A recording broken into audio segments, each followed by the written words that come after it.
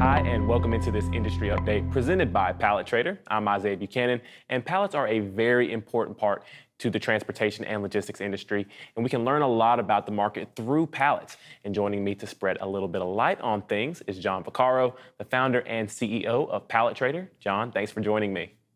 Isaiah, thanks for having me back again. John, let's go ahead and dive right into things. It's often said that pallets are the building blocks of the supply chain. Pallet Trader is becoming the pulse of the pallet industry. What is the state of supply chain through the lens of the state of the pallet industry? I'd classify it as it's in the final stages of recovery. I think we all realized that there was a contraction overall in supply chain a few months ago.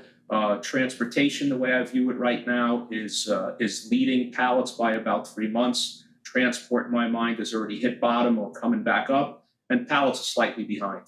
Most pallet depots are still working through excess inventory. So, John, what is this telling you about the state of the U.S. economy right now? To me, from my lens, all signs that I see are good. It's definitely not peak pandemic times. It's more going back to normal, the way things were pre-pandemic time. And by that, what I mean is I'm seeing across all of our divisions, and especially pallets, the orders in the manufacturing cycles are returning to normal.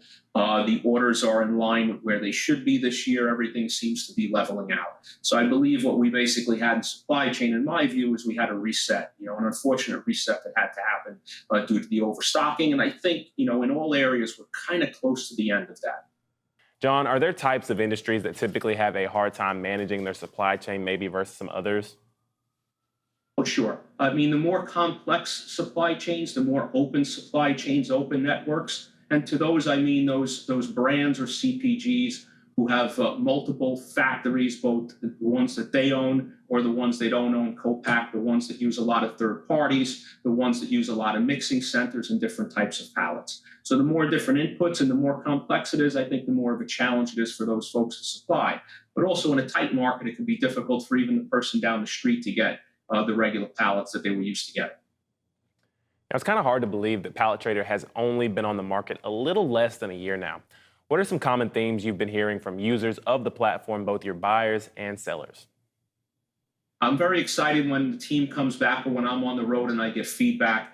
It's always validating to hear people say, what a great idea, how come no one thought of this sooner? And there's a lot of input that may come from people as far as things or features or ideas that they would have for the future. But all the feedback has been nothing but positive.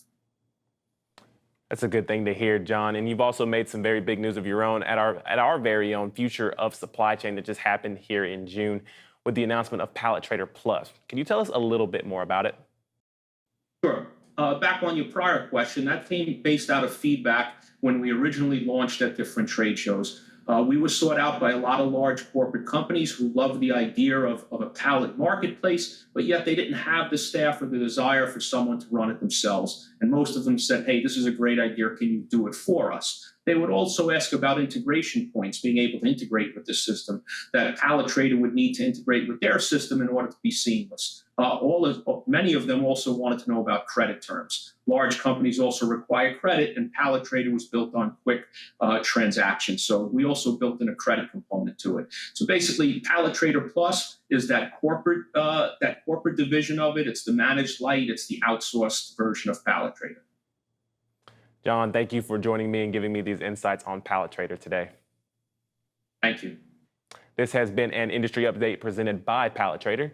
You can find this talk and more on our YouTube page. That's youtube.com/FreightWaves.